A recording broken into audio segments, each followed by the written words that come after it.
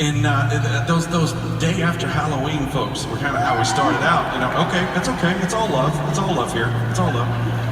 And we got this house right outside of our neighborhood that gets started really early, and they have like lights everywhere. Like they have nativity scenes like you wouldn't believe. Like they got a Ninja Turtles nativity scene. There's a Justice League nativity scene. There's a Star Wars nativity. Yoda is baby Jesus. Come on, people. I'm not making that up. They're right outside our neighborhood. So we don't have to do anything. We just, when the kids start going, we want some lights. Come on. We're gonna go down there and see their house because they're paying $1,000 a month apparently to do this. So the lights is probably the first thing. Do you guys have like white Christmases here? Is it snow for you guys? Okay. Yeah, kind of the same. We don't really have white Christmases in Georgia, but it gets a little crisper, which is kind of nice. And we got an ice rink at our mall, so that's about as crazy white Christmas as we get, is a little ice rink. And so the weather doesn't change much. So the big thing for us where we live is the lights start changing and the music starts changing. And music's how I really know Christmas is coming. And for me, I got rules for my Christmas music. I don't want to hear any Christmas songs until Thanksgiving Day, right? And then when Thanksgiving Day happens, it's that 5-hour drive to my parents' house. I just start looking through the radio, you know, and find that that Christmas music, and man, that's all I want to hear until New Year's Day, and then I don't want to hear any more, right? That's the place it lives. That's where it lives. But I love Christmas music, and this is probably not good for me to say, but I like the old stuff.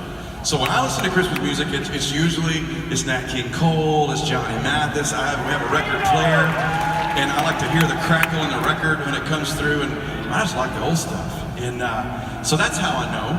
I know right about then when the music changes, it's time to start looking for a tree. And let's just go ahead and divide this room up right now. The Ford Chevy argument at Christmas is artificial tree or real tree, right?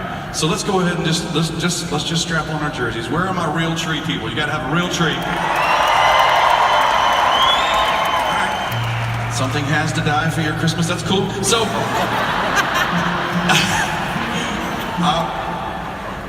that was not supposed to be out loud. I'm a real tree guy. I've always been a real tree guy. I love, the only problem is if you leave him in your house too many days and then the tree dies, you don't know it till you bump the tree. And you bump it and all the needles go down to the ground. That's a bummer. But then, like 3 years ago, my wife introduced us to the artificial tree that has lights already in it. Bam! That's my stuff right there. The only thing worse than getting all that stuff out is unwrapping that tree, man. That's just great. Now we just snap our tree together like a Lego. And this is great. So we're now artificial tree people, but we are also like 8 Christmas trees in the house people. I don't know when that started.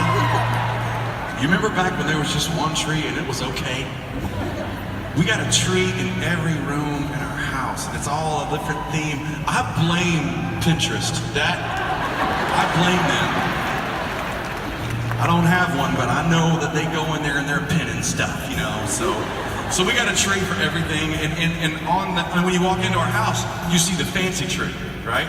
The fancy tree is right when you walk in, so everybody can see it and take pictures, and everything in there is perfect and awesome, and it matches, and no one's allowed to touch it, right?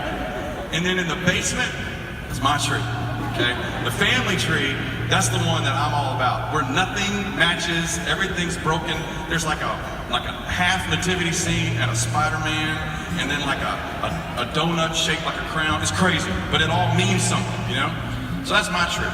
So Christmas trees are a big deal for our Christmas. And I guess the last thing we know of that's all coming, we all know that's coming at Christmas, is family. Because we got all of our family that we love so much. We got all our other family that we love in the Lord. Lord, give me strength. So, I'm gonna shut up, but I'm gonna leave this with you. This is just something you need to think about. If you don't have a crazy family story, you're the crazy family.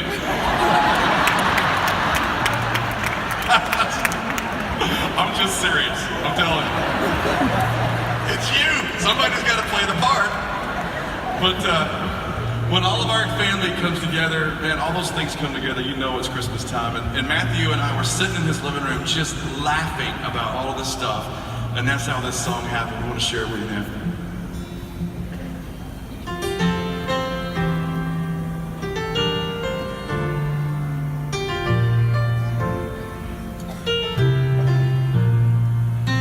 Lights are twinkling down the block, far as the eye can see. And Daddy's on a mission, he's gotta find the perfect tree. The smell of cookies baking, it can only mean one thing, that it's finally Christmas, yeah.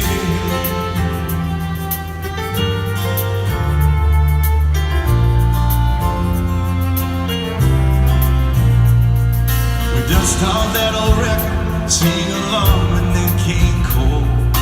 Grandpa falls asleep while Grandma tells of days of old. All the crazy families come to town and they're knocking at the door, 'cause it's finally Christmas. It's finally Christmas.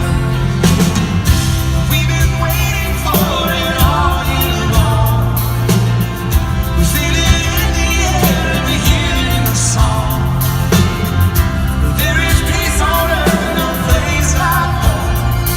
But the world's been missing, 'cause it's finally Christmas.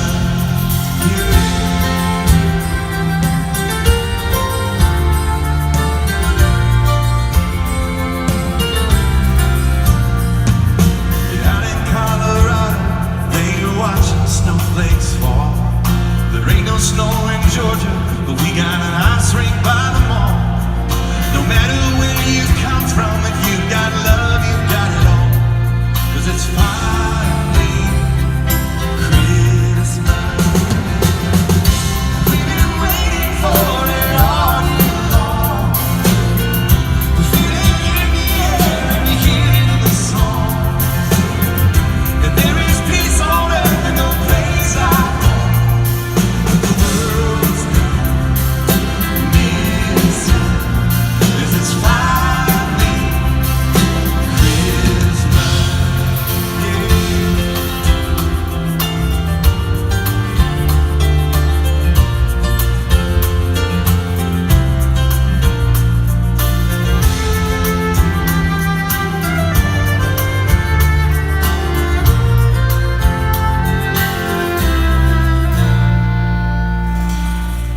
Daddy breaks out the Bible and brings it all back home.